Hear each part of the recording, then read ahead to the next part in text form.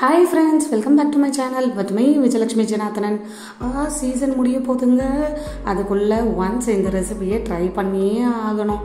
என்ன ரெசிபின்னு யோசிக்கிறீங்களா? மாம்பழம் சீசன் முடியறதுக்குள்ள ஃப்ரூட்டி குடிச்சு தானே ஆகணும். இப்போ நம்ம வீட்டிலேயே எப்படி ஃப்ரூட்டி செய்யலான்னு பார்க்கலாம். அதுக்கு ஃபஸ்ட்டு இந்த மாதிரி ஒரு பங்கனமல்லி மாம்பழமும் ஒரு பெங்களூரா மாம்பழமும் எடுத்துக்கலாம். ஆக்சுவலாக அது மாங்காய்ன்னு சொல்லுவோம். நம்ம சாம்பாருக்கெல்லாம் போடுவோம் இல்லையா, அந்த மாங்காய் தான். இப்போ சீசனில் வாங்கினீங்களா நல்லா பழமாக கிடைக்கும். இதெல்லாம் நல்லா தோல் சீவி எடுத்துக்கலாம்.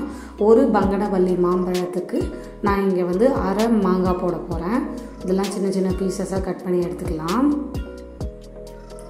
இதை ஒட்டுக்காயினும் சொல்லுவாங்க. ஒரு ஊரில் ஒரு பேரில் சொல்லுவாங்க. நீங்கள் எந்த மாங்காய் வேணாலும் யூஸ் பண்ணலாம், எந்த மாம்பழம் வேணாலும் யூஸ் பண்ணலாம். இது எல்லாமே உங்கள் விஷ் தான். பட் நான் இங்கே பங்கனவல்லி தான் ஆட் பண்ண போகிறேன்.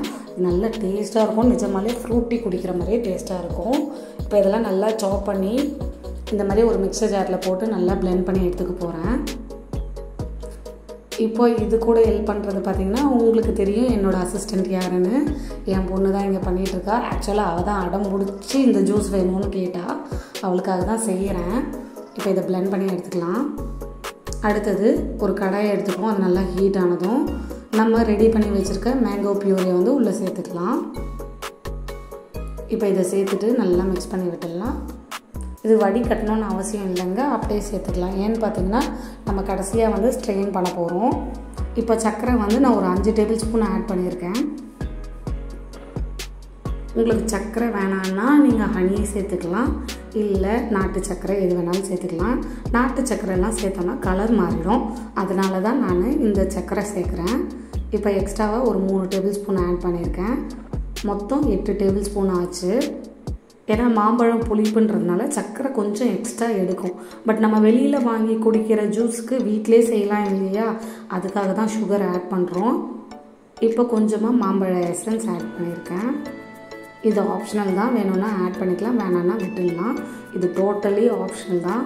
இது சும்மா ஒரு நல்ல ஃப்ளேவர் தரும், அதுக்காக தான் ஆட் பண்ணுறேன். இல்லைனா நீங்கள் பார்த்தீங்கன்னா இந்த க்ரஷ்ன்னு சொல்லுவாங்க இல்லையா, மாம்பழ க்ரஷ், கேக் செய்கிறவங்களுக்குலாம் தெரியும், அது கூட நீங்கள் ஆட் பண்ணிக்கலாம். இப்போது ஒரு டம்ளர் தண்ணி சேர்க்க போகிறேன். சேர்த்துட்டு இது நல்லா மிக்ஸ் பண்ணி ஒரு 2-3 நிமிஷம் கொதிக்க விடலாம். இது சிம்பிளாக தாங்க இருக்கும் பார்க்குறதுக்கு. நம்ம ஃப்ரூட்டி வெளியே வாங்கி ப்ரிசர்வேட்டிவோடு குடிக்கிறதுக்கு நம்ம வீட்லேயே இந்த மாதிரி ஃப்ரூட்ஸ் யூஸ் பண்ணி செஞ்சு குடிக்கலாம். ஆக்சுவலாக ஃப்ரூட்டியில் பார்த்திங்கன்னா நிஜமாக எந்த அளவுக்கு உங்களுக்கு ஃப்ரூட் பல்ப் இருக்குதுன்னு தெரியாது, ப்ளஸ் எந்த அளவுக்கு ஹைஜீனாக இருக்கணும்னு தெரியாது இல்லையா. இப்போ இது ரெடி ஆகிடுச்சு.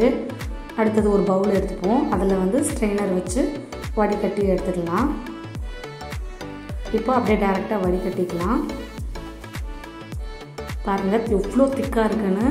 இப்போ இதை டைல்யூட் பண்ணுறதுக்காக நம்ம கொஞ்சம் ஐஸ் க்யூப்ஸ் ஆட் பண்ண போகிறோம். இல்லை நீங்கள் ஐஸ் வாட்டர் கூட ஆட் பண்ணிக்கலாம்.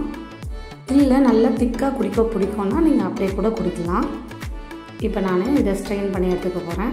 இந்த மாதிரி வடிகட்டியில் போட்டு இப்படி நம்ம ஒரு கரண்டி போட்டு இந்த மாதிரி தொழாவிட்டே இருந்தோன்னா நமக்கு சீக்கிரம் வடிகட்டி ஸ்ட்ரெயின் ஆகிடும். பாருங்கள் பல்பெல்லாம் வந்துடுச்சு. அடுத்தது இதில் கொஞ்சமாக ஐஸ் க்யூப்ஸ் ஆட் பண்ண போகிறேன். எவ்வளோ வேணுமோ அவ்வளோ ஆட் பண்ணிக்கலாம்.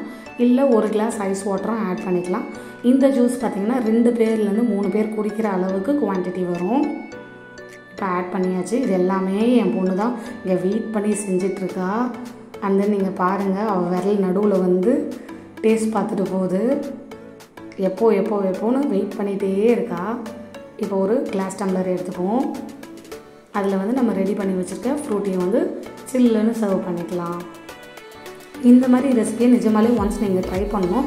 ஏன்னா இது கடையில் வாங்குகிற ஃப்ரூட்டி மாதிரியே டேஸ்ட் இருந்ததுங்க, நம்பவே முடியல என்னால்.